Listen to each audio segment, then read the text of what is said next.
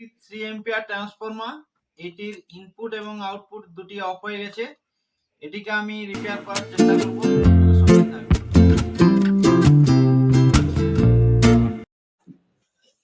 প্রথমেই আমি ট্রান্সফরমারটি খুলে নিয়েছি সময় কম করার জন্য। তো দেখুন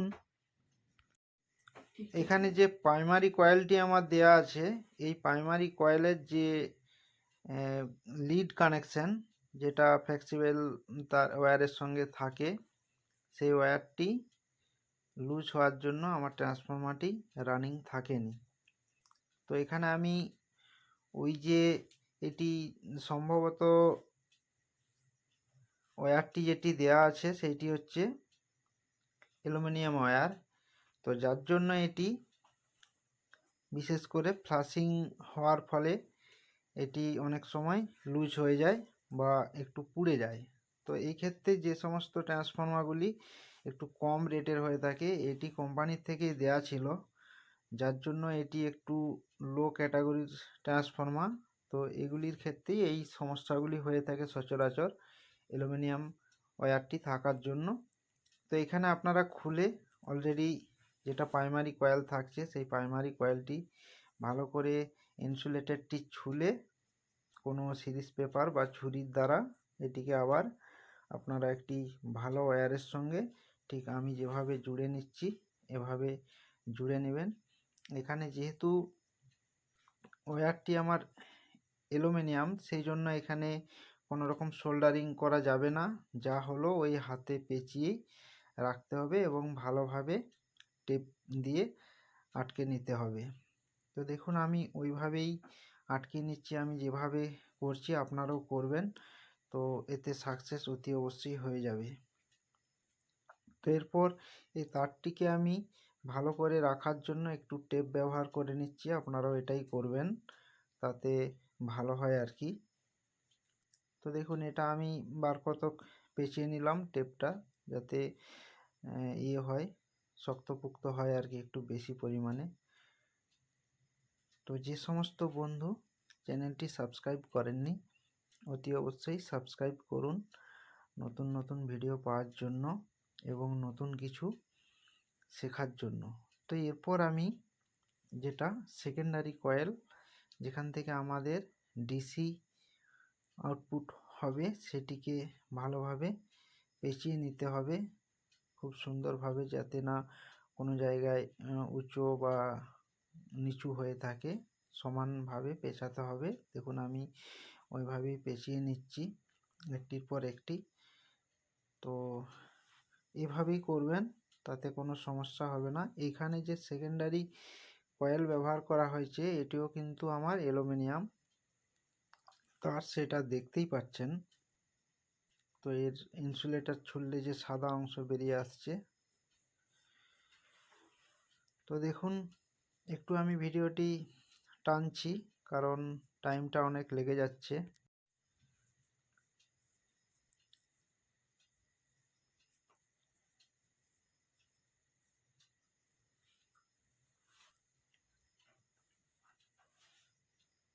তো আপনারা রিয়েল চ্যানেলের সঙ্গে জুড়ে থাকুন, কোনো রকম ফেক ভিডিও দেখবেন নি, এটা আমার তরফ থেকে রিকোয়েস্ট থাকলো। আমার এখানে পেঁচানো কমপ্লিট হয়ে গেছে। তো দেখুন তারটি একটু বেড়ে যাচ্ছে, যার জন্য আমি কিছুটা কেটে বাদ দিয়ে নেব।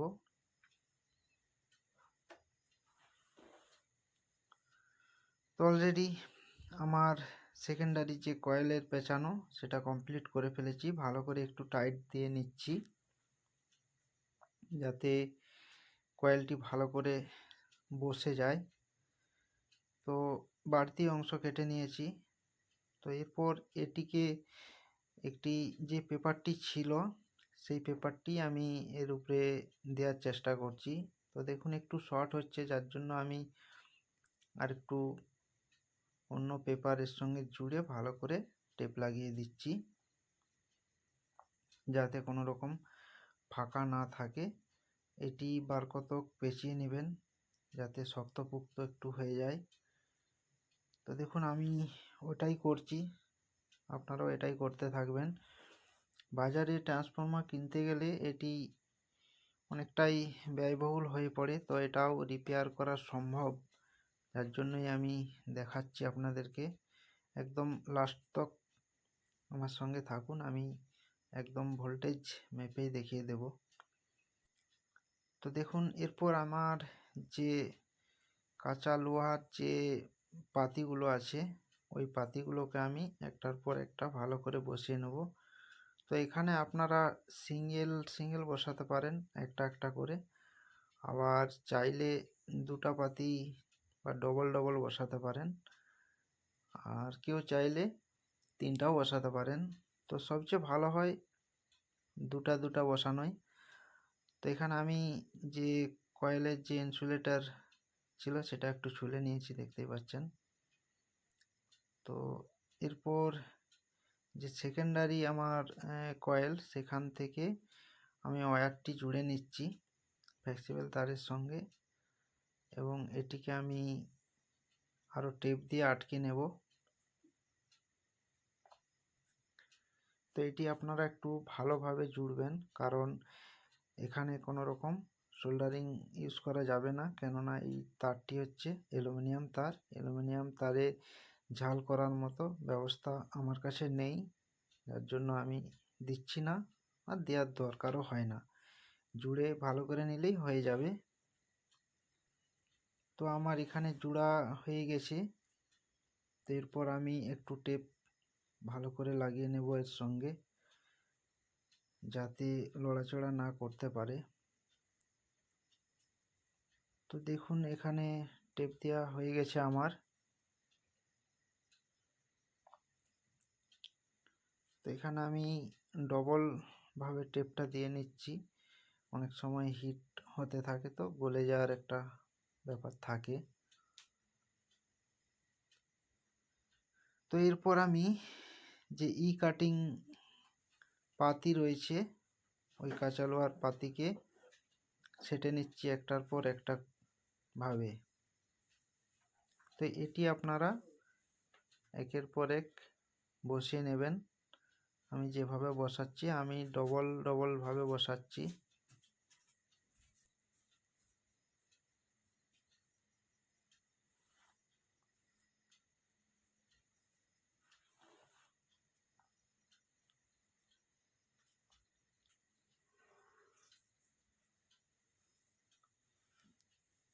একটু ভিডিওটা টেনেছি সময়টা শর্টেজ করার জন্য। তো দেখে বুঝতেই পারছেন, একের পর এক বসাতে হবে। একটা আপনি যেই সাইড থেকে বসাবেন, অপোজিট সাইড থেকে আরেক জোড়া বসাবেন। তো এইভাবে বসাতে বসাতে অনেক লাস্ট প্রান্তে চলে আসবেন, দেখবেন। তো এটি খুব টাইটভাবে বসাতে হবে, যাতে না একটিও বাদ থেকে যায়।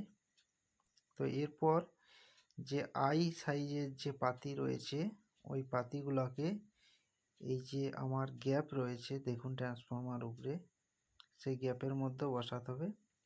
তো লাস্ট যেটা আমার একটি রয়ে গেছে, এইটিকে বসাতে হবে এদের মাঝখানে, যাতে এটি আরও ভালোভাবে সেটে যেতে পারে। তো দেখুন, আমি স্ক্রুড্রাইভারে করে একটু গ্যাপ তৈরি করেছিলাম, তারপরে খুব সাবধানের সঙ্গে বসাচ্ছি।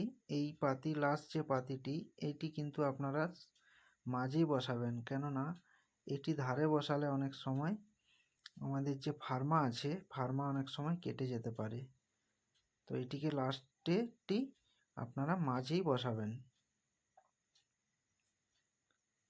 তো এরপর আমি বসানোর কাজ শুরু করলাম। একের পর এক আইগুলিকে বসিয়ে নেব।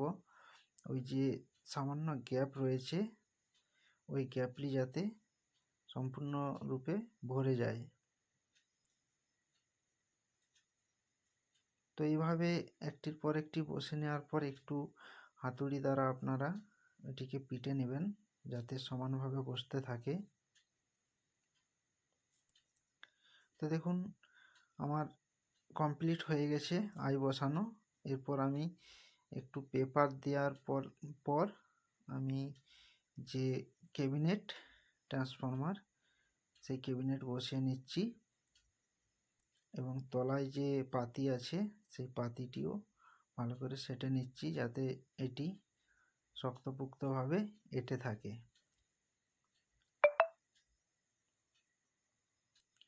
তো দেখুন আমার কমপ্লিট প্রায় ট্রান্সফর্মার কাজ। তো এবার আমি এটিকে দেখব ব্যাপারটা কি দাঁড়ালো।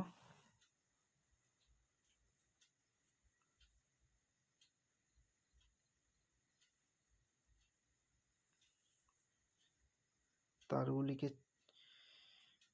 ছিলে নিচ্ছি।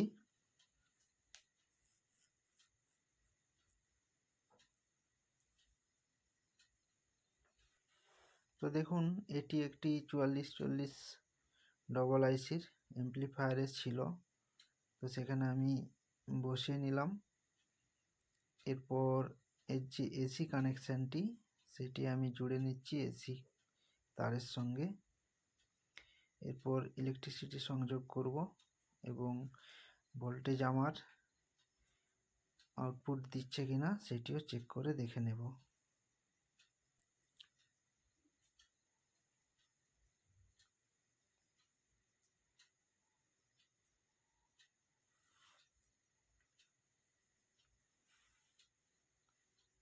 তো দেখুন এসি তারটি আমি ইলেকট্রিকের সঙ্গে সংযোগ করছি। দেখতেই পাচ্ছেন অলরেডি আমি ইলেকট্রিকের সঙ্গে সংযোগ করে দিয়েছি। এখানে আমার অলরেডি ফ্লাশিং হতে শুরু করছে। তো এটা ক্যামেরায় হয়তো ধরা পড়ছে না বা দেখতে পাচ্ছেন কিনা আমি জানি না, কিন্তু অলরেডি ভোল্টেজ আউটপুট হচ্ছে। তো এটি যদি আমি মাল্টিমিটারে দেখাই তাহলে দেখতেই পাচ্ছেন অলরেডি 17 ভোল্ট 16 ভোল্ট এরকম একটা কিছু আউটপুট আসছে।